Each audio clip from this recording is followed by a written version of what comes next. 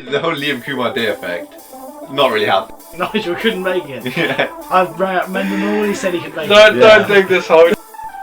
Phil, credit to the guy, he always manages to do well what he has, but he is a shocking person right now. You guys got a trophy? No. It was pre-bit. No, my life from Rashad Mendenhall. Right, you guys, cancel. I'm a tag, Jack! I'm a fucking tag! Welcome to what will be a historic episode of the LOC Report, because we have, for the first time ever, a new head coach appearing on the show. Coach Allen of Patistan making his first appearance, along with, as always, it seems, Coach Merritt and Coach Sherwood. How's it going, fellas? Fantastic. It's going great. It's Yeah, funny it's 'cause good. it's not. Yeah, second time a charm. Take 500. Yeah. We had a few technical errors going into this podcast, to which I'm going to blame Phil, because why not?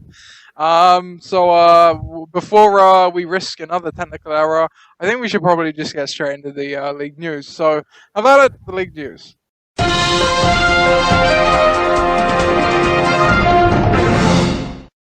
So, injury-wise, it's I don't know about you, but I feel like it's definitely calming down. I haven't heard nearly as much as I have recently, so this should hopefully be a pretty quick exercise now. Joseph Randall suffered an oblique injury in Sunday's game, missed most of the game, and Fed wondered if he's lost his starting job now after such a stout performance by Darren McFadden. Carlos Hyde continues to have foot problems, and apparently they're not going to get better without rest, but apparently he can play through it. Odell Beckham's still struggling with that hamstring injury. Fed a question if it's been slowing him down a bit, but I don't think there's any doubt he'll still be out there on Sunday. What else is there? Dion Lewis. Injury. Huh?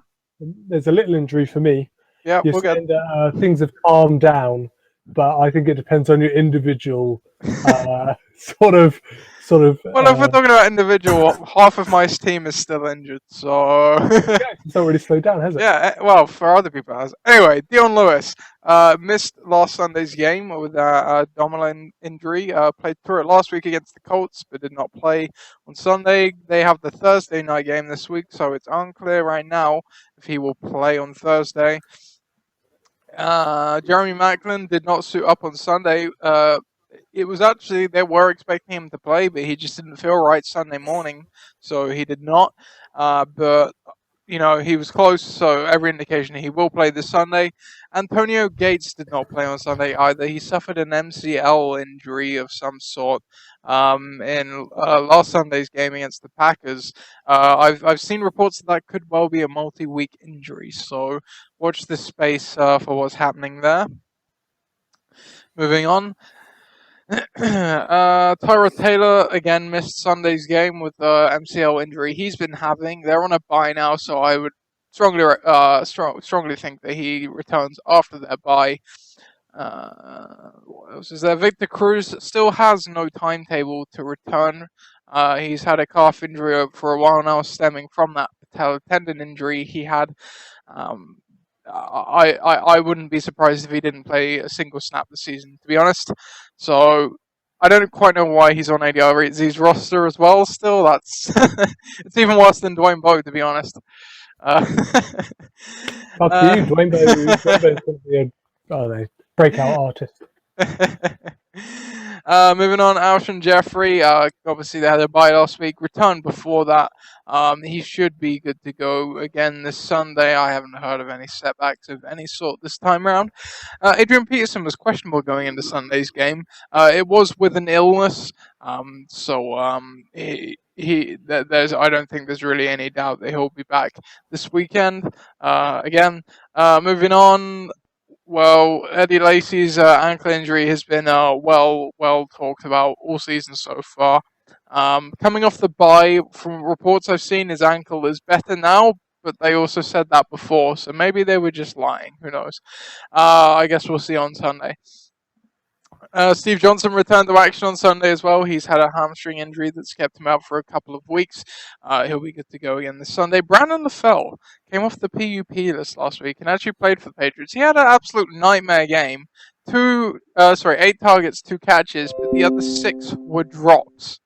All of them drops. Every single one of them. Vincent Jackson suffered a knee injury. The extent is unclear, but from what I've initially seen, it is a multi-week injury. Deshaun Jackson obviously still hasn't returned since week 1 from that hamstring injury. They're on a bye this week, so good chance he returns next week. Jordan Reed also returned on Sunday from that MCL and concussion. He should be good to go soon. And David Cobb, final note, he was placed on IR to return with that calf injury earlier in the season. I believe he has started practicing again, or he is eligible to, so he could be back quite soon as well. For now, we get to the injury Ben was alluding to earlier. Ignan suffered a big loss last weekend when Arian Foster went down with an Achilles tendon tear, and I can see the pain in your face right now, Ben. And pretty much. Yeah, it's a shame. You'll come to it in the transfer news, but I've been racking up probably about 4th string running backs on the off chance that one of them is going to come out of nowhere. Because I'm really not confident with my running back core. But anyway. Welcome to my team.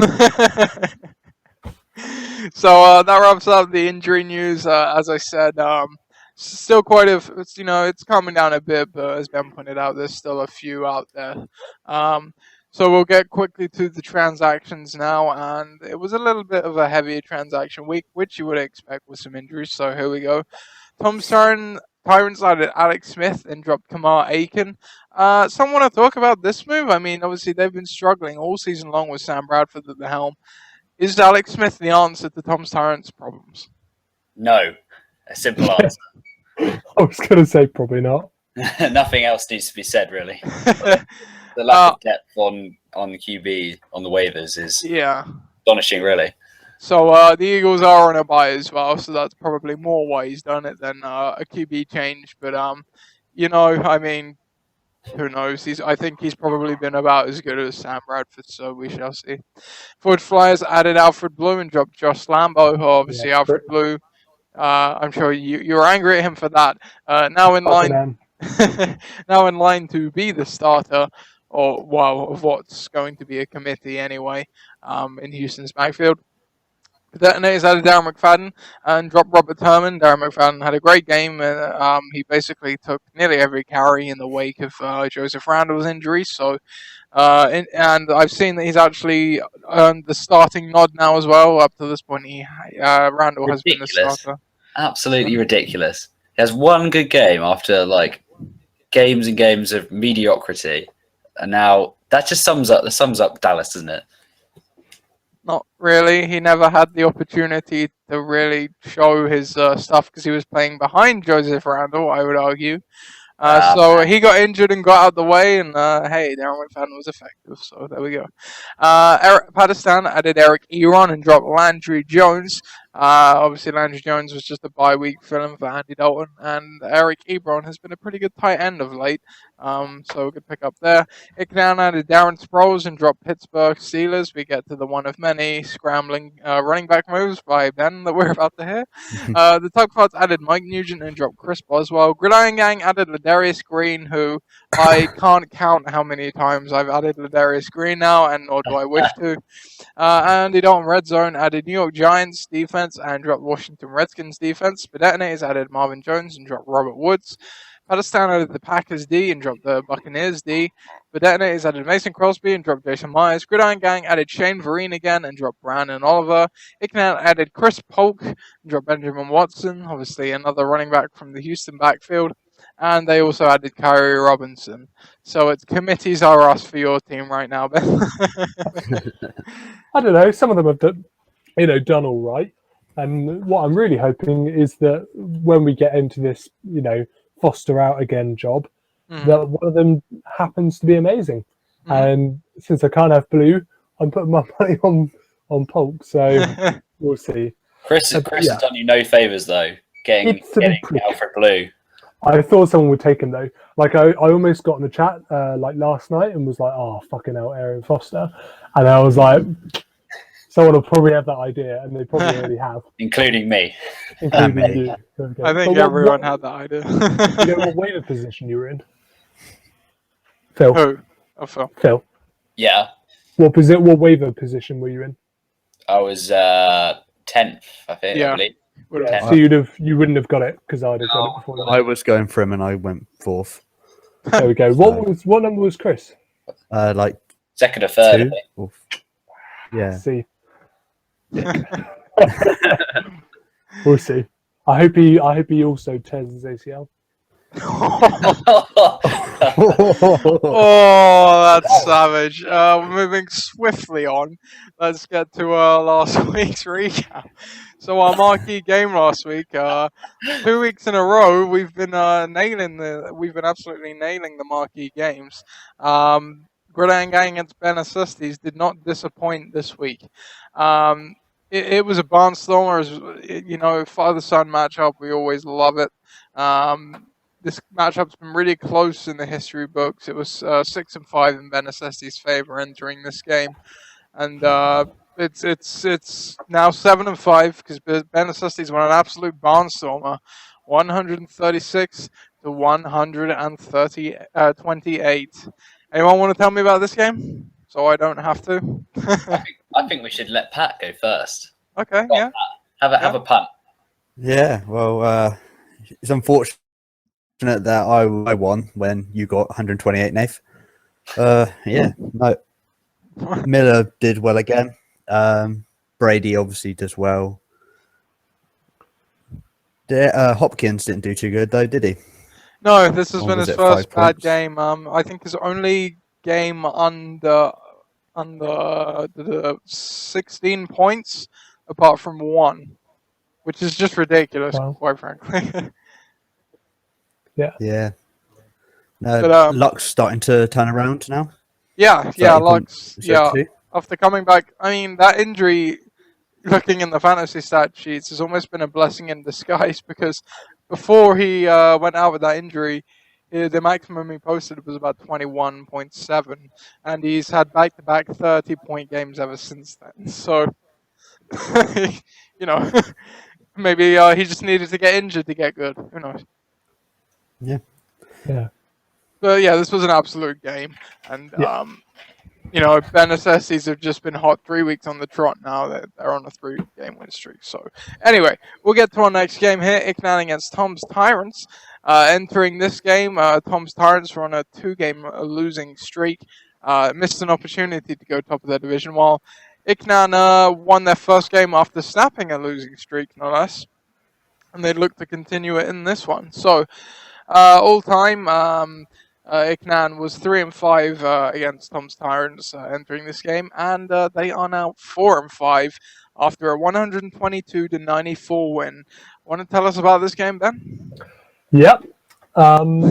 It was the probably scrappiest little game that I've put together.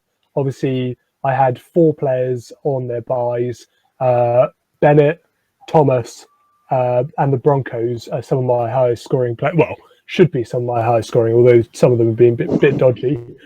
And so obviously I scrambled a bit to try and put something good together. But I was pretty fortunate in the sense that everyone who has been performing like absolute bollocks has actually sorted their lives out for a week. So Mike Evans went 22 points. Antonio Brown's got 13 points. Andre Ellington's been a bit funny, which is part of the reason why I'm so worried about my running backs at the moment. And again, sub 5, but really I can't complain by any stretch of the imagination. And Rivers was a dodgy one. I think when I went to bed, it was like 3 minutes to go, and he had like 20 points, and I was like, this is pretty good. Came back, it was like 31. Oh God! Again. He got this. Yeah, he got the 6 seconds before the end passing touchdown.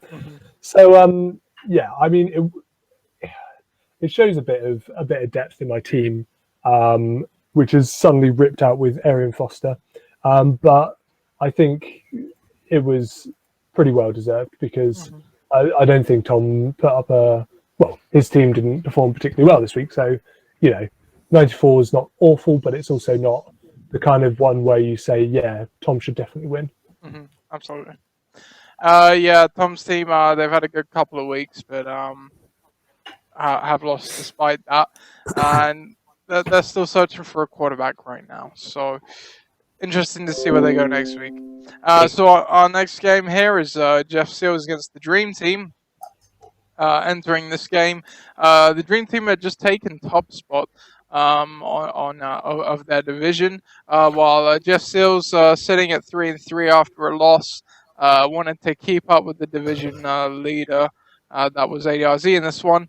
Entering this matchup, I think the Dream Team were 2-0 all time against Jeff Seals. Yeah, that's correct. And they extended that to 3-0 here. They won 121-86. Want to tell me about this one, Phil? Yeah, pretty comfortable, wasn't it, in the end? Dream Team sort of coasted to a victory. Cool stat for you. Dream Team have now improved on their points total for the last 3 weeks. This was one of their highest of the season. Just a good play all around, really. Got some useful points from Forsyth and McCoy. Martavis Bryant continues his good form with another touchdown.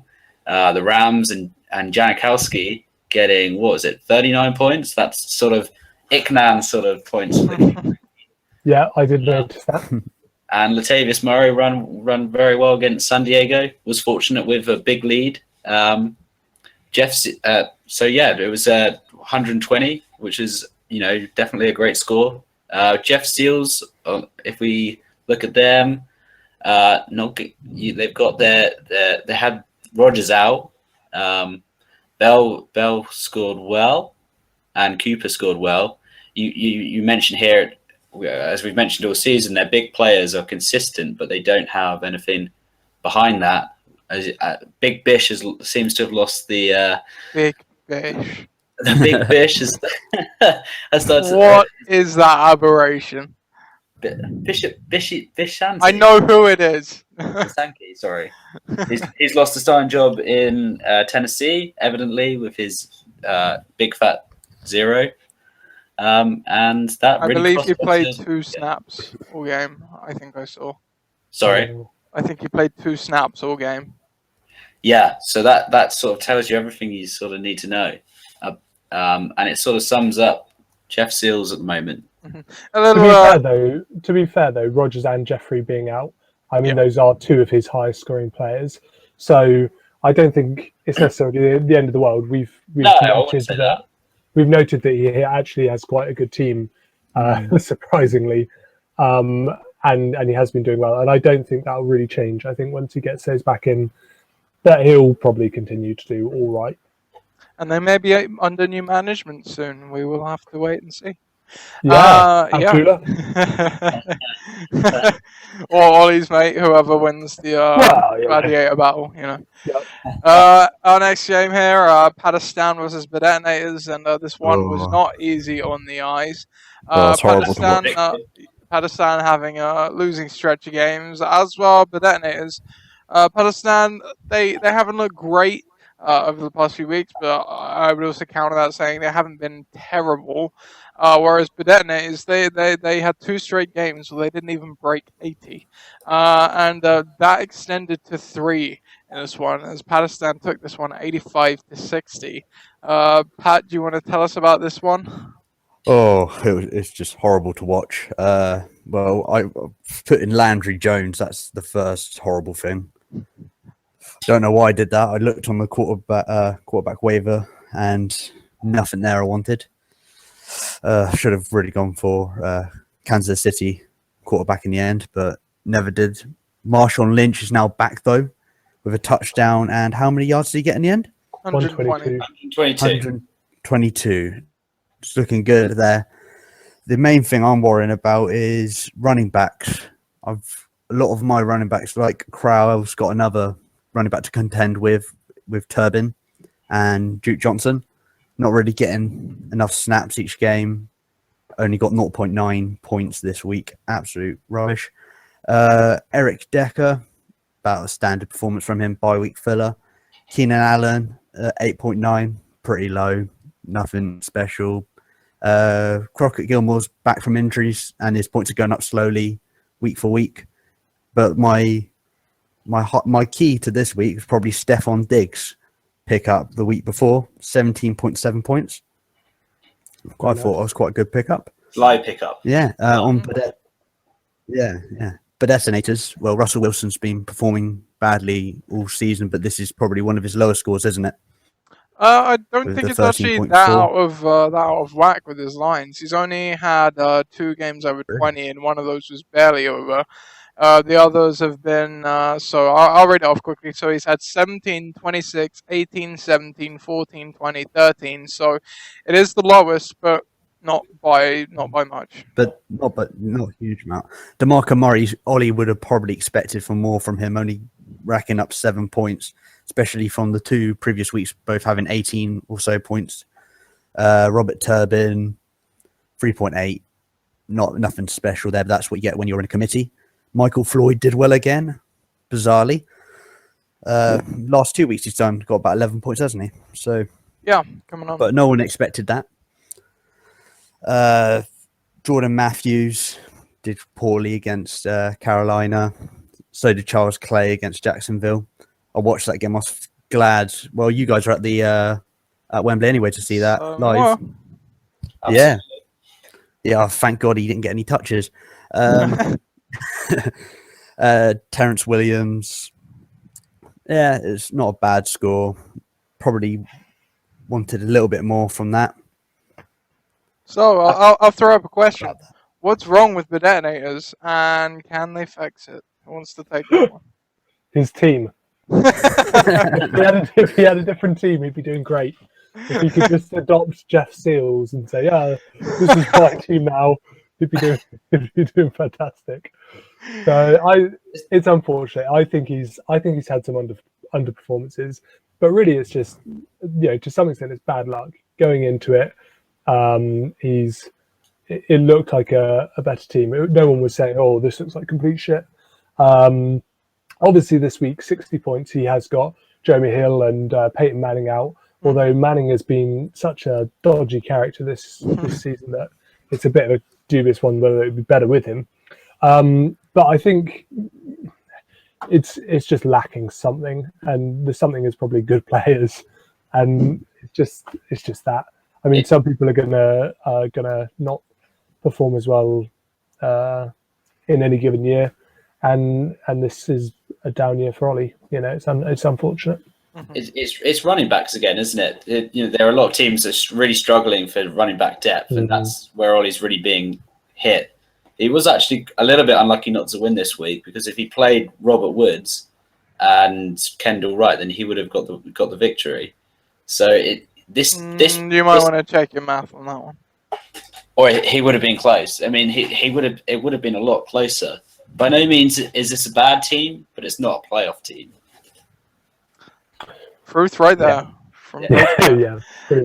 So our next game here, the Homosexuals against Andy Dalton Red Zone, as we said last week. These two have never been in the league at the same time before, so this was the first matchup for them. Entering this game, the Homosexuals are on a 1-game loss, trying to keep up with the rest of the division, while Andy Dalton Red Zone, they were coming in with 2 games winning streak at 5-1, looking to distance themselves from the rest of the division. And if they got a win, they would be standalone number 1 overall, and get a win they did. 95-68. The win streak is extended to 3. So, Phil, I mean, Andy Dalton Red Zone in the wake of the Jamal Charles injury. What do you make of him? Well, they're not doing too badly, are they? It's big Todd Gurley, who had a monster night, and he looks really like the real deal. He's come out really, really hot, and he's just running he just ran all over the Browns in the end. ADRZ, they look in. It's hard to know where the ADRZ at the moment. They really are benefiting from a very easy league. Division. Agreed. I think we can all agree that. And That's just this week they came against a homosexual team who were actually say that they were inconsistent, but they now look beastable every week. So he's got great matchups at the moment, but he hasn't scored that high. It's been a couple of weeks now since he scored 100 points. But he's got on his roster, and very well deserved to be number 1 at this point.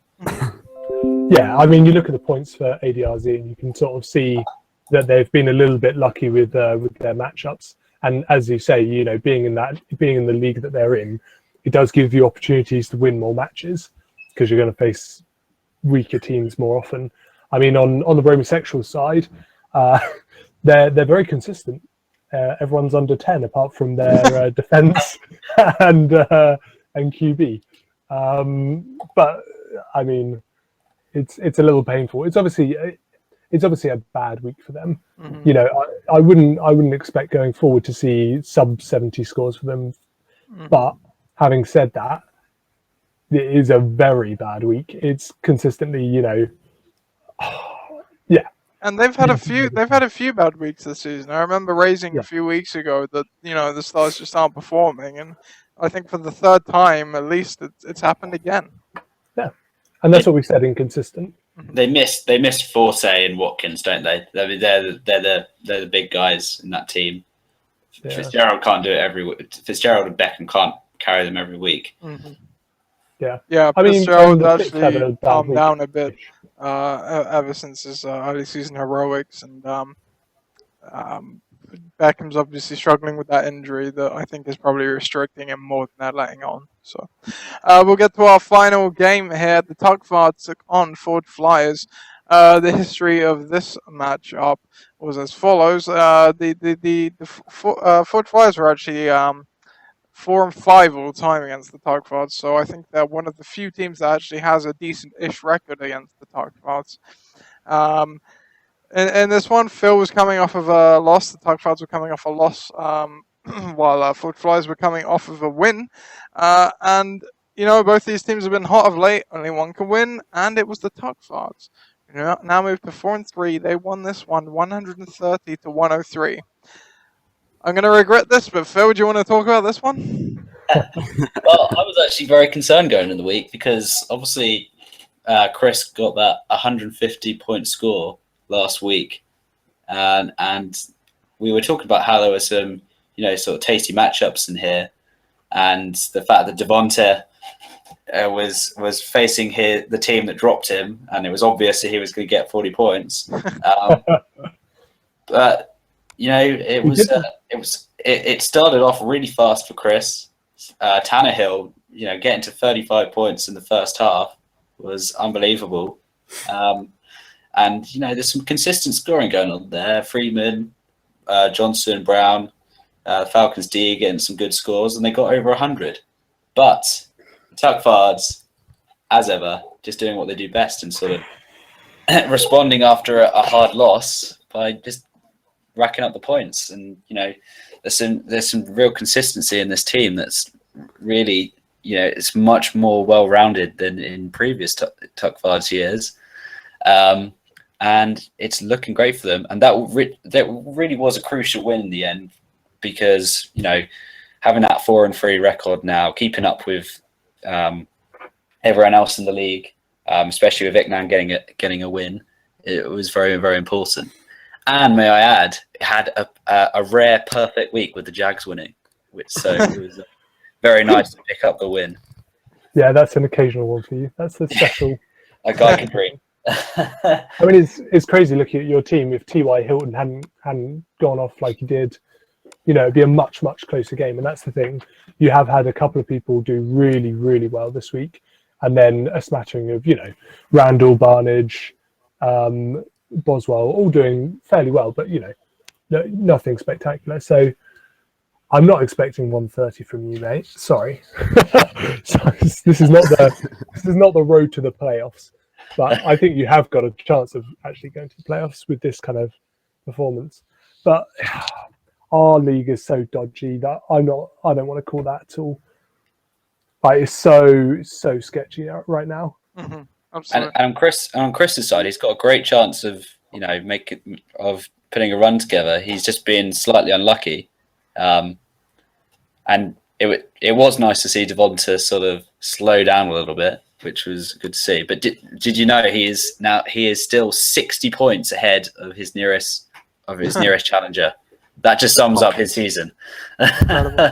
Absolutely incredible. With that, yeah, and so, yeah, continue. So I just want to say, you were saying about Forge Flies having a chance. I mean, he's in the league with Andy Dalton Red Zone. I don't think he's going to beat Andy Dalton Red Zone, and then he has to try and beat us, which I don't think is going to happen. Because there's only 4 playoff positions, right? Yep, one wild card. Yeah, exactly. 1 wild card. But I think it's going to come from our league. I can almost guarantee that, unless everything goes terribly wrong, which it could for me. But I don't think for you, both for all 3 of us, that none of us are going to get that wild card spot. So I think it does kind of make it tough for the other people in other divisions. At least for that division, Andy Dalton Red Zone is storming away, and really he's pretty much there. It's not a lot. Yeah. stranger things have happened though, and Andy Dalton's red zone hasn't scored that high over the past couple of weeks. So but high Chris enough. has been hot, so it's going to take a couple of weeks for Chris. Divisional game next week. He's got a chance, but he needs to win the next couple of 2 games. and 5 though. 2 Convincingly and 5. as well. 2 and 5 is a tough record to come back from. Isn't that what Tom did? Yeah, His 7 wins. Yep. His 7 why him you 9. give up on a season at 2 and 5. I think that's lesson learned there. If he loses one more though, he's putting himself really beyond the reach. Tom lost one more in his stretch. He won every Right, other. okay. He lost one more. So basically, what we're saying is Chris can afford to lose one game. Exactly. No pressure. With that, we'll get on to the standings. Starting off with the Southampton division. With the win last week, the Dream Team takes sole pole position of that division. Now they're at 4 and 3 at the top, followed by Benicestes, who were only bottom, I think, a week or two ago. They're now second. They are now second. On the press of the top spot. But Detonators also on 3 and 4. They dropped down to third after their 3 horrendous weeks. The only team not over 600 points scored right now. Tom Science round out the bottom at 2 and 5, so they're right in the position they want to be right now. If you go off of what happened last season. Looking at the Portsmouth division, and Dalton Red Zone 6 and 1, league leaders as well as division leaders. They've got 3 up over the next best team. They almost look like they're just going to coast the playoffs, to be honest. Jeff Seals and Patistan both at 3 and 4 in that order, and then Forge Flies at the bottom at 2 and 5, despite being the highest scoring out of all of them. And finally, the Winchester division, Gridiron Gang still at the top of that, but they dropped their game on the rest of the division this week. Had a real chance to keep that gap open. They're 5 and 2. Tarkfads and Eknan are both 4 and 3 after a win, and Homosexuals with another loss. They're at the bottom with 3 and 4. And interesting note to point out. So in this division, 3 teams are over 700 points. There are only there's 4 other teams in the league like that, and 2 are spread over each division. So very, very competitive division, as we keep on saying. But now we get to the power rankings and the poll. The poll this week is who is most likely to be bottom of their division come week 15, and that is of the current bottom teams, I should add. So that's Tom Tyrants, Forge Flyers, or the Homosexuals. You can go and vote on that now. but there's not much point because it's 100% at 4 votes. For Homosexuals. Oh, has it gone to 4 now? It hasn't updated. Okay. So you can go and vote on that, and hey, maybe change the tide or not. We'll see.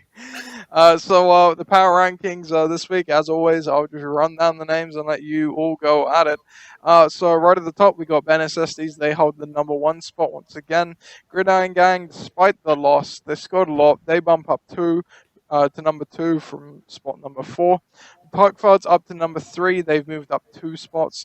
Iknan dropping 2 spots. They're down to 4th. The Dream Team up from 9th. They've really come on hot lately. They're up 5th now, moving up 4 spots.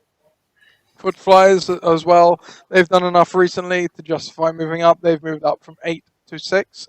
ADRZ, in the wake of Jamal Charles, I don't think they've been quite as explosive. They're still a good team, but we haven't seen that oomph in them ever since the injury. They're down to 7. That's down 4 spots from last week. Tom's Tyrants down 1 spot. They're at number 8, coming off another loss. The Homosexuals, they're down 3 at number 9, coming off another poor performance. Jeff Seals holding steady at 10, as are Patistan at 11, and as last week, Bedetine is still at 12. What do we make of the power rankings? Shall we Sounds ask about right. Shall we ask the question, Pat? Are you happy being in 11th, considering the amount of shit talk you've had? Apparently. This Oh is yeah, all apparently, yeah. It's all speculation. I don't think Yeah, that we've been I just shit talking I heard Phil was talking some rubbish about me, and I asked him, and yeah, he was like, "Oh, Pat's having a go." Oh, here we go. Here we go. I- Yeah, no, I'm happy. Like Gloves Foxy, are off. they're in balance. You're happy in 11th. The thriller in happy at Manila. Yeah, Pat, I I well, don't, Phil. I don't talk crap about your team. I'm honest with what I think. I mean, I'm Okay, Phil. qualified to comment about everyone's team. Yeah, Yeah, Pat. it's He's just because you're honest. saying it, Phil. He's honest in what he thinks in a very dick and prickish way. All right. It's just how it That's is. not true. It's not true. I like to give constructive criticism. By You can't shitting take all it, over. man. Don't. But Yeah, no, yeah, and I've going back to the power rankings. Yeah, I think 11th's a good spot. I would probably between me and Ollie, we're at the bottom part. Maybe I think Ollie might be having a few more problems at the moment. So yeah, I think the power rankings sound about right. What do we make of the rest of it? Yeah. What position was ADRZ? Yes. Despite probably going that's- to the playoffs. Yeah, Hey, as I always say, power rankings are indicative Easy of league. power, not playoffs or. Not propensity to win. I think the dream team were a little bit low. I maybe would have put them a few places higher just because of the run they've been on. 3 wins, taking control. Well- Maybe, but it's fairly accurate. yeah. Where don't know, was the that dream top- team? 5th. But I think that top 4 is quite 5th. strong. Yeah, maybe a bit higher. So Yeah, it's a bit well, tough. Yeah. As I said, I kept Ignan at 4. Your team gets the benefit of the doubt until we see them without Arian Foster. So it But was they did most of the season without Aaron Foster, and I still put up over 100 points exactly, pretty much every and week. that's why I've given you the benefit of the So- doubt. Exactly. So Watch out for my running backs, boys. They're going to be amazing. Slash bollocks. Anyway, you can go read the power rankings yourself on the blog, which I don't know if you saw. I've now placed ads on, as well as the YouTube videos. So maybe in 10 years we'll have subs on Google. No, I've got ad block on, so I shot down that one. Fantastic. All right, then, let's get to next week's matchups and wrap up the show. So, our marquee matchup for next week does not actually feature Gridiron Gang for the first time in nearly a month, but it does feature the team that was on it last week. The NSSDs take on the Detonators. We all know this was Corona Bowl 1. It's another one of the long storied rivalries in the game.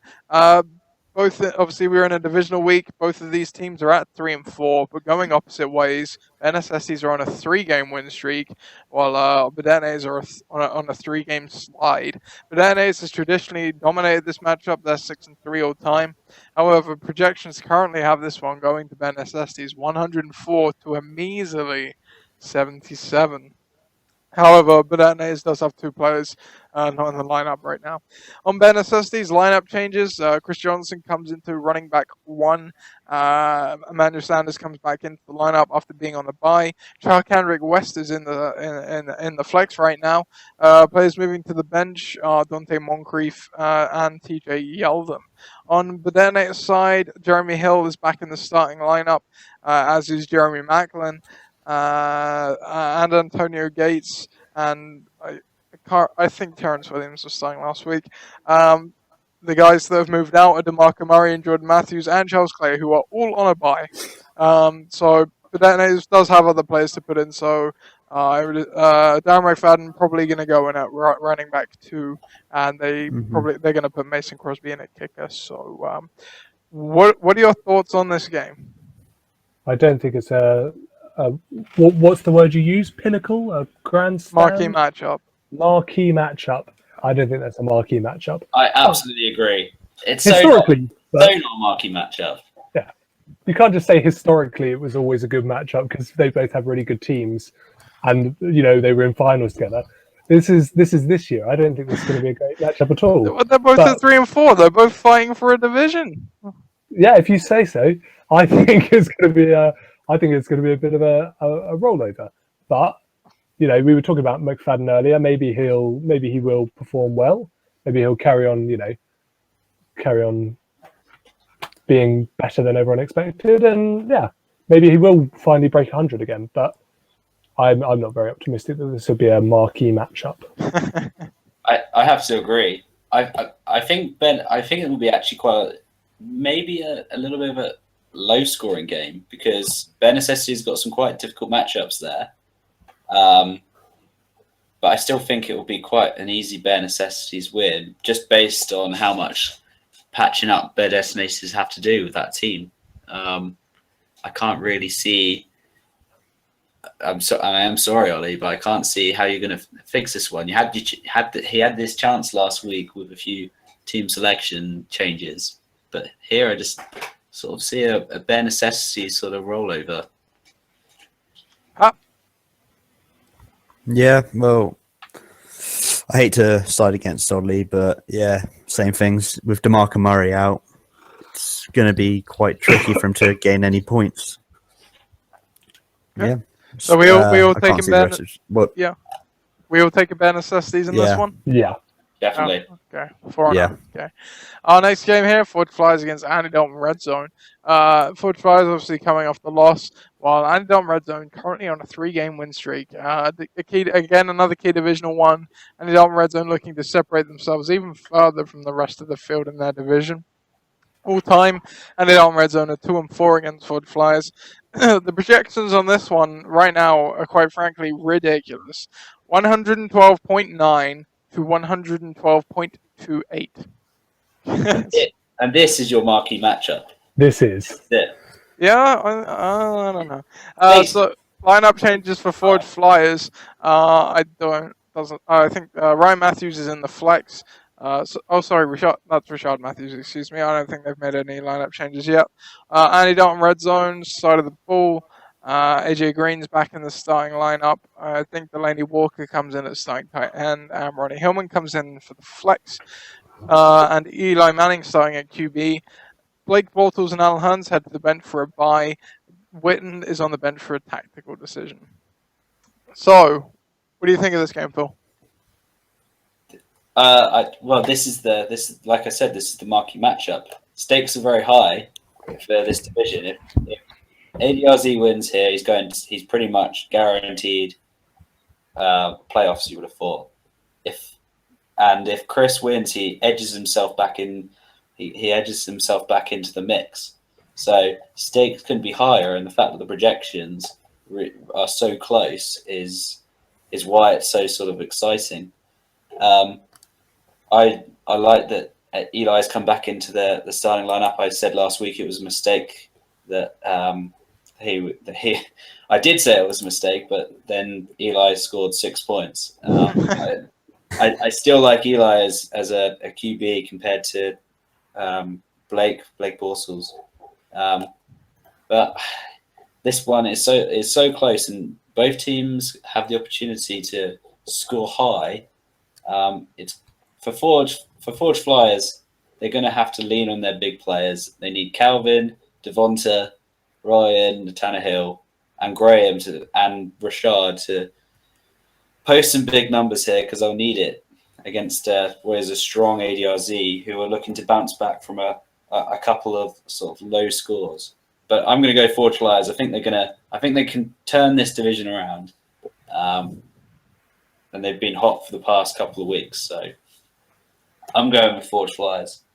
And I'd say if anyone's going to stop ADRZ's unfair wins, it's going to be Chris, because he's been on a bit of a roll at the moment. He's been robbed a couple of times, but he has been putting up higher scores than ADRZ. He's got some good players, and I think this is the moment where they have to, where he has to prove himself. If they were an actual team, they would go really hard this week and win, and I'd have no doubt about it. Unfortunately, they're not. But I still think that I'm going to have faith. I'm going to say Chris is going to finally get the wins he deserves, and he's going to beat ADRZ, because that division is a bit ridiculous. with Chris having the most points, and it's just come on. So yeah, I think this one's Chris's time. Go Chris. Pat, you should be an expert on this. To fellow divisional opponents, what do you think? I think it might be a close one. I think the Forge Flyers points might start to decrease. I reckon, not a huge amount. And Andy Dalton, I reckon, will start picking them up again, especially with AJ Green back in. Yeah, but I reckon probably Forge Flyers will just take it. I reckon Freeman will probably have a storm against Tampa Bay, unfortunately. Yeah, no, it's got some good matchups as well. Yeah, So- I think I'll take Forge Flyers as well. So 4-0 once again. So our next game here, it would have been a really good one for so many reasons, and probably would have been the marquee matchup as well. Patistan against Jeff Seals. Hence the would have been. Had Charlie still been in the league. It's still pretty juicy because obviously Jeff Seals is your former team, Pat. You were the I have to win. I have to win. Yes. Some would say you were the interim head coach to some degree last year for that team. So an interesting one here. Jeff Seals are on a 2-game slide right now while Patistan picked up their first win for a few weeks. Projections currently have this one 110-86, though that's largely because I have not yet updated Charlie's team. Lineup changes. Andy Dalton red zone back in the lineup for Patistan. Randall Cobb back in at wide receiver 1. Eric Ebron starting at tight end and they all sent Decker to the bench, Landry Jones to the waiver wire, and Crockett Gilmore also to the bench. And also Rashad Jennings has come in for Isaiah Crowell. And also Green Bay Packers defense for Tampa Bay. Okay, apologies. And on Jeff Seals' side, Aaron Rodgers and Alshon Jeffrey will be back in the starting lineup, and they will have a new kicker as well. What do you make of this game, Pat? Oh, well, it's one of those ones, like I just said, I have to win. I think I might have it, though, over Jeff Seals. For some weird reason, my computer's just died. It's back now. Yeah, Andy Dalton's back into the side. I think my main problem last week was the Landry Jones incident that I don't want to remember. And Isaiah Crowell with his new committee member, Turbin, has come in. So I'll have to put him to the bench. But apart from that, with Randall Cobb back in as well, I think it won't be a high scorer. Definitely won't be a high scorer. I reckon I'll probably get near to 100, maybe about 90. Whilst Jeff Seals probably, I reckon they might have it actually. Shit. Nice and just looking at it, I'm just looking at it and going, oh crap. The projections at the moment should be about 113 to 110, and that's before you put in a kicker. So there's 20 points right there. So we're looking at about 133. No, I'm kidding. But yeah, I think you're right. I think this realization has hit you at the right moment. Oh, it hit me a couple of weeks ago, but I had to beat. I had to beat Optimistic Bill, which I did, and I wanted to beat Jeff Seals, but I don't. It's gonna. I think it might be close because he hasn't been putting up very good scores the last couple of weeks. But you could also argue the fact that he didn't have Aaron Rodgers. Well, Matthew Stafford didn't do too badly. But yeah, I'm gonna have to go with myself though, Patistan. I'm just gonna have to. Listen, Pat. Listen, mate. All is not as bad as it seems. Okay, you have a decent team. You've improved it with Eric Ebron coming in, and I have to say, Jeff Seals aren't gonna produce some of these projections. I mean, Amari Cooper is not going to get 16 points against the Jets. That's just not going to happen. I don't think Aaron Rodgers is going to get 30 points against Denver. I mean, some of these are just crazy. Some of these projections are just crazy on Jeff Seals' side. So I really don't think it's as bad as it seems. It's going to be a close game. Maybe both teams are going to get around the sort of like 100 points. Both will get to 100 points. Which means the projections are off by 10. So yeah, crazy projections, guys. Some some of them are. I mean, Amari Cooper is not going to score 16 points against. Yeah, but it's the variance. Not gonna It's all happen. about, you don't know who's going to go off, but you know that the average will come out as somewhere around there. You know, so they might be saying the wrong people, Yeah. but that doesn't mean that the overall score is not still going to be about 100 each. Maybe. Well, I mean, we'll see. I mean, it's going to be a close game, but it's a difficult one, and it is good. It's good. It's a good competitive matchup. I'm going to go Patistan. There we go. You psychopath. Oh, thank you, Phil. Well, and now you can stop saying that I'm negative on your team, because you know that there's some relatively good players there. I mean, you brought in Diggs and Ebron, and you know, it's all is not lost. Yeah, I'm going to go with Oh, okay, fair Patistan too. Who are you going with then? I think I'm going to go with Jeff Seals. I think there's almost no one on that team that I don't like. Aaron Rodgers and Alshon Jeffrey back with Bell and Edelman, frankly, and Cooper as well. Frankly, I think they'll do it between them. Someone will go big. I think generally they'll go around 10 points each, but then, well, 10 to 15 points each. But someone will go 25 points, and it'll come out to a close victory, but still a victory for Jeff Seals, unfortunately. Sorry, Pat. Yeah, that's all right, Ben. Division.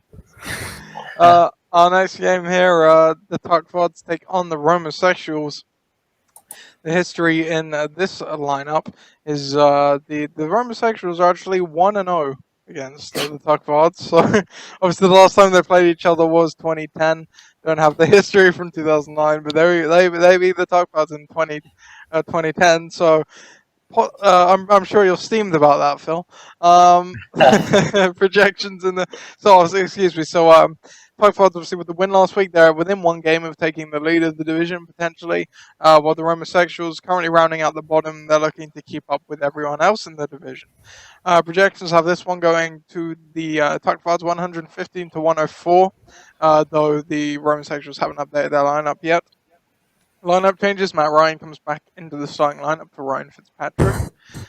James Jones comes into the starting lineup for Allen Robinson. Antonio Andrews comes into the flex for Joseph Randall. Thoughts on this game, Phil? Well, I thought originally, looking at this at the very start of the week, that this was going to be a steamrolling Tuckfords win, but having a closer look, it's going to be a difficult week. There's some really, really difficult matchups here. And I think for a start, T.Y. Hilton going against Josh Norman in Carolina. You got James Jones going against the Denver Broncos. Keep the lead. Yeah, absolutely. And then Travis Benjamin's going against Peterson. You're not playing Travis Benjamin. So a lot of players here in my team that are facing a very, very difficult matchup. But they're playing a Homosexuals team who have been appalling over the past couple of weeks. So this has the opportunity of being quite a low-scoring game. And actually, I think probably the schedule's been quite kind to me. And the fact I'm playing the Homosexuals on this week when really, you know, they haven't looked good.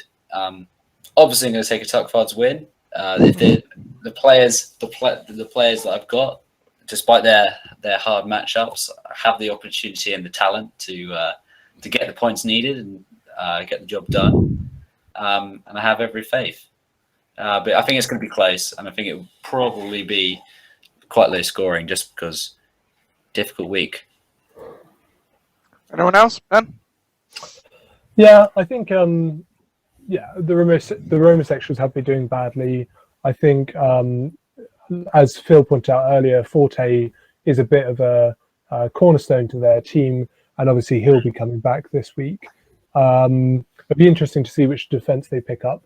Of course, you know how I feel about defenses, but I think they could probably do with dropping a kicker, so maybe that would be a good thing to do. But yeah, And this notice said 3 kickers on their team. yeah, absolute crack addict. Anyway, Jesus Christ. Can't drop that Bailey though. I mean, who are you going to put in this week? Anyway, but I do think that on average, I think that Phil has a slightly better team at the moment. I think they've been performing a bit more consistently. And I think this will be the week that Phil goes top of the league, unless if I beat you, Nath, Yeah. and I score the same amount of points as Phil, who goes to the top? me. You go to the top. You have to sort of beat me by, I think it's like 10 points. Oh no, it's only 4 points ahead you are. All right, so yeah. Yeah, so it's going to be a really contentious one. But I think this is definitely a week where Phil could rise to the top. And I think, but then I suppose you're not going to score that many points as you point out. So I don't know. I think it'll be your win, but I think the Rome Sexuals won't embarrass themselves. I think they'll put out a good side. Pat, what do you think? Yeah, I think Tuck Fars have it. I was just looking down the matchups for Ross and Duke Johnson against Arizona. I don't think he'll put Matt Forte in. Will he? Oh yeah, fair enough. Yeah, Carlos Hyde hasn't been playing well though. Well, Matt Forte will be a good insert, but I think Tuck Fars have it. I just think that the points that the Rome Sexuals have been giving off last few weeks come nowhere near what the Tuck Fars have been doing. Yeah. Yep. I think everyone else has pretty much covered everything, and also the 3 kickers. the best thing of all time. Yeah. I'll take the Tuck Fars too, as much as I begrudgingly do that. I'm not convinced on Antonio Andrews. I know he's been getting the carries, but what's an Antonio Andrews? I think that's a fair question. Also, I still, for the love of good God, want to believe that Gary Barnage is not a thing. Otherwise, I may just have to jump outside on the train tracks. Nate, I think you're gonna have to do it because this is Phil. Gary One more week, and I think you're gonna have to do it, mate. If Barnage comes in over 20, it's gonna be a new commissioner for the league. So the trains get louder every day, I tell you. James Jones and T.Y. Hilton obviously have 2 tough matchups against 2 very, very good cornerbacks. But I mean, that their players are scoring points right now, and I'm not going to say any more. Quick, can we please move on before I throw up? So our next game here, Gridiron Gang against Iknan, another one that could have possibly been a marquee matchup of the week. So Gridiron Gang snapped their 4-game win streak was snapped last week. So they're now 5-2, while Iknan extended their win streak to 2 games. The history of this matchup has been absolutely dominated by Iknan, I think it's fair to say. Gridiron Gang are 3-8 all time against Iknan, so really not a competitive game. And the projections would seem to align with that. Iknan currently projected to win 117-99. Lineup changes in this one. Eddie Lacey comes into the starting lineup for Brandon Oliver, who has been cut. Golden Tate comes back into the starting lineup at wide receiver. Darius Green comes in at tight end for Jordan Reed, who is on a bye. And Vincent Jackson drops to the bench in wake of his injury. On Iknan's side of the ball, Giovanni Bernard comes into the lineup for the injured Arian Foster. And Demarius Thomas comes into the flex as well. And Martellus Bennett comes in at tight end.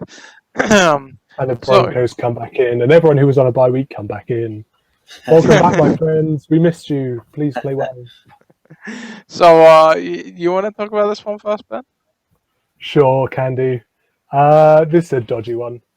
I mean, we were talking about who'd come top of the league if I win this one, but it's definitely going to be a bit of a dubious one as to whether I will win it. Andre Ellington has been playing fairly poorly, and for the last couple of weeks there have been talks of, is he being outshone by Johnson? Obviously he is being outshone by Johnson, but how much will that continue? Obviously Gio Bernard has been playing well, but again, he's not been my number one running back. Sorry. But saying that, I have got Thomas, Bennett, Evans, Rivers, and Broncos and Gostkowski, and those are my core. Running backs has not been my core this season. I've always been dealing with, people coming off injuries and waiting for Foster will be back in a couple of weeks. So this is going to be a really interesting one of trying to find out who is the best replacement for Arian Foster. I do have Ellington. I don't know if I'll leave him in this week, but he is quite good, and I don't have great options. So, yeah. I mean, I look at Nathan's team and I think, yeah, he's probably in slightly better shape, but I don't think that means he's going to win. I think the team in general is much more solid and in a much happier position right now. But I still believe in my strategy for this year, and I still believe that if I can get it right on the running backs that I now own, all 5 of them, that I will be able to. I'll be able to win, and probably somewhere near the projections. The projections 117. I reckon I'll probably get 105, 110 maybe. But I think that'll be enough. Nath? Yeah, well, I'll talk about my team for a little bit. So I've got Tom Brady, so fuck the world. He's been ripping it up lately. Lamar Miller as well has come back from the dead, so to speak. While I don't think it's fair to assume he'll score 35 points like he did last week, he's been a revelation the last few weeks of my team. Getting Eddie Lacy back, unclear if it's a blessing or a curse. We don't know what Eddie Lacy we're going to see just yet. Though I did also see a news story that James Starks is also suffering from some sort of injury now as well, funnily enough. But either way, they're going up against the elite Denver defense. So Nuke Hopkins had a down week last week as well, but he's been one of the real pinnacles of my team. The number one receiver overall in fantasy right now, I believe. So he's really a big part of my team. And yeah, I look on your side of the ball, and I with Foster being back and the receivers hitting their stride last week, your team I thought was definitely poised to take the next step. And obviously Foster blowing out his Achilles has really fucked you over royally in that respect. But I mean, make of it what you will, the receivers do look like they're rounding back into form. Hopefully to get you back to your early season form. There's been a few bad weeks between Foster getting back to health and your receivers playing poorly, but you're starting to look like a decent side again. And I definitely think this will probably be a close game. As with every week, my expectation is Tom Brady and Nuke Hopkins are going to carry me. Whether I win or not is based on what everyone else does, to be fair. And I'd say it's probably fair to say I've been pretty fortunate with that tactic at times. But that being said, I think I'll probably do just enough to win this week. I don't think it will be quite as explosive as I think you said 110 to 105. I might somewhere around there. Yeah, I might go a little bit lower than that, maybe 100 to a 95 kind of variety. We'll see. Pat, Phil, your thoughts? Do you want to go first, Phil? I'll let you go. Go on, you go, mate. You go. Yeah, I think it's going to be a close one. I think you'll both score over 100 points, maybe about 110 each. Probably, I think maybe Nathan might have it. I don't think Lamar Miller will put up like the points like you said, but I think Eddie Lacy will come back. I don't think Starks is going to be a thing. Hopkins has got very good. Yeah. I think Hopkins is going to absolutely destroy Tennessee. I think he'll get you some good scores. Everyone on your team seems to have an okay matchup apart from Green. And Lacy. Oh yeah, I didn't see that. Yeah, and Lacy. Yeah, I think Ben's still suffering with running back to replace Arian Foster still. Yeah, no, I think it will be close though, but I'm gonna have to go Gridiron Gang. Gridiron Gang. Got there in the end, mate. Oh god, yeah. I think a lot has been made about Arian Foster going down, but from my perspective, he's not the player that he once was in terms of fantasy production. And actually, if you look at some of the matchups, Ignan have got some good ones. Mike Evans against Atlanta's a fantastic matchup. Antonio Brown has got Big Ben back. Let's pump the brakes on that. Not necessarily. I thought that was a thing now. Nope. Did he not practice today? He has had problems with his knee, pain in his knee, inflammation, so no guarantee he comes back. But even so, now he's got Mike Vick away and he's got back Landry Jones.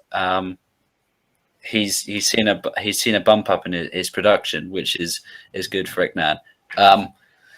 Obviously, if Ignan need Big Ben to be back for Antonio Brown to pick up some of the points they're gonna drop on running back. They'd also probably like an injury to Chris Johnson. It's fair to be said. In terms of Gridiron Gang, this is looking like and you're going to kill me for saying this. This is looking like the biggest Tuckfards team. Oh, get out! It's Tom Brady, Lamar Miller, and DeAndre Hopkins, and then it's slim pickings after that. But their record speaks for itself. They're 5-2. They're leading the division. They're second in the whole league, and they got some good matchups again. Like I said, I don't see Lamar Miller getting 35 points against a tough New England run defense, and it'll be interesting to see what Eddie Lacy comes out against the best defense in the league. Golden Tate's been a bust. Nuke will obviously do well against Tennessee. I like Green at tight end, and the Jets D and Hauschka. So I think it's going to be a really close game. It's certainly this, if not the marquee matchup, the second, the close second. I'd like a tie, personally. Yeah. Good luck. I'm going to make a bold prediction. It's going to be a tie. That's Okay. So we have 2 for Gridiron Gang, 1 for Ignan, and a tie. Right, come on, a guy can dream. I'd still be leading the division with a tie, Phil. Yeah. It's okay with me. Okay then, fine. Right, our final game here, the Dream Team against Tom Tyrants, another key divisional matchup here. With Tom Tyrants going on a 3-game losing streak, they formed obviously bottom of the division now, but a win in this one would put them within 1 game again of the lead of it. While the Dream Team current holders of the division poll on a 2-win streak, looking to extend that even further. And they've got Ben Estes hot on their neck as well. The history in this matchup is absolutely one-sided. Tom's Tyrants are 7-1 against the Dream Team all the time. Wow. 7-1. That's Bedetonators, Tugfards level of bad. That's the same thing. Yeah. But make that of that what you will. The Dream Team are projected to win right now, 115-111. Lineup changes in this one. Latavius Murray moves to the starting running back position. Devontae Adams comes back into the starting lineup. Michael Crabtree comes in at flex. Pierre Garçon and LaShawn McCoy have been dropped to the bench as they are on a bye. On Tom Tyrant's side of the ball, Alex Smith comes in at starting quarterback.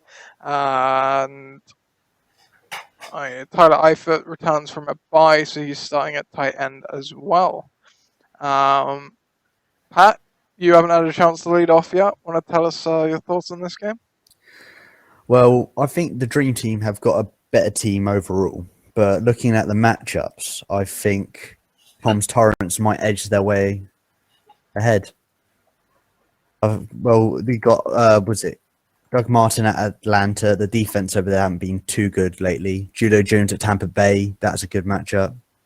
Landry at New England. Maybe, yeah, it's not a bad matchup. Yeah, so I think Tom Tyrants might just get like a very sneaky victory in there. especially with Murray against New York Jets and Devontae Adams at Denver. I don't think they'll produce many points at all, especially not as many as they've been predicted. Mm-hmm.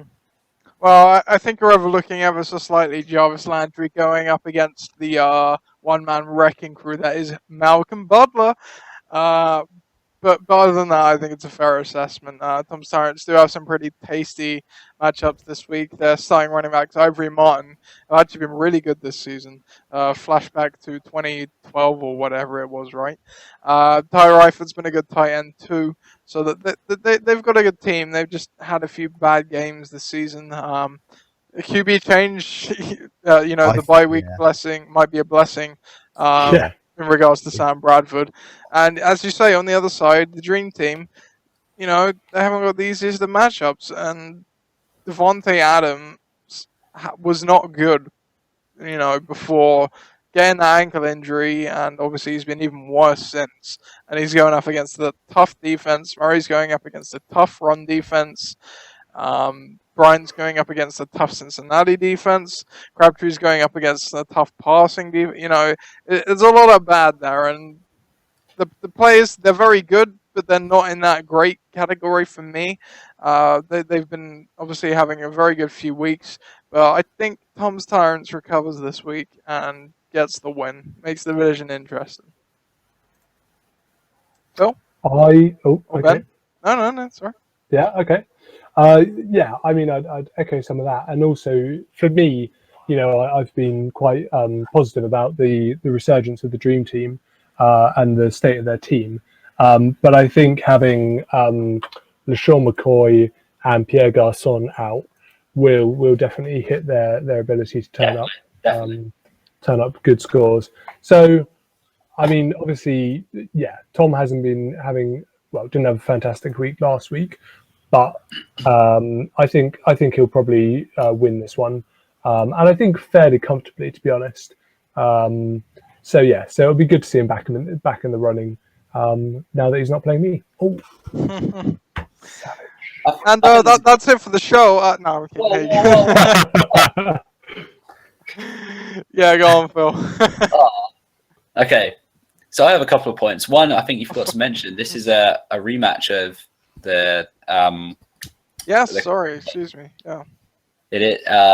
And that should be interesting. I think for both teams here, for both teams there are players you look at it and you're just like Alex Smith starts for Tom's Tyrants is a massive. It's disappointing to say the least. On the other side, you've got the likes of Devontae Adams starting and Latavius Murray against the Jets. That's not great. But I think I concur with what other people say. The Dream Team always seems to have bad matchups or bad performances whenever they play the Tom's Tyrants, and it's definitely the same this week. They're missing their two arguably their best two players, and their replacements don't look like they can sort of muster the points that they need. I think Tom's Tyrants, they're last. They're the league champions and they're last. I don't think they will remain last. I think they can push on, but I'm not sold with some of the players on their team. I think they're strong at running back, strong at wide receiver, but not really. I mean, there's some players. You've got Alex Smith, you've got Snead. It's not absolute quality there, but they're core players. You think they should win, so I think I will concur and go with Tom's Tyrants here. Mm-hmm. Cool. That wraps up the show, and obviously we're heading into week 8, halfway point of the season. Can you believe we're already halfway through the season, basically? Yes. Mental. Gone quickly. Yeah, it has gone quickly because we're all having fun, right? Right? Yeah, not so much. Right. I think I'm good. Yeah, I was just saying, I think I'm going to be renaming the James Milner Bowl this year. Fun times doing that. I think you'll have to throw some games along the way if you want to do that. So yeah, when you're playing me, I'll just tap you on the shoulder and say, "Come on." No collusion. You want that trophy? Right, that brings us to the end of another LOC report.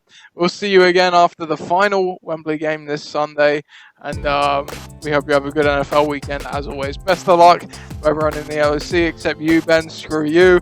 We'll see you next Wednesday.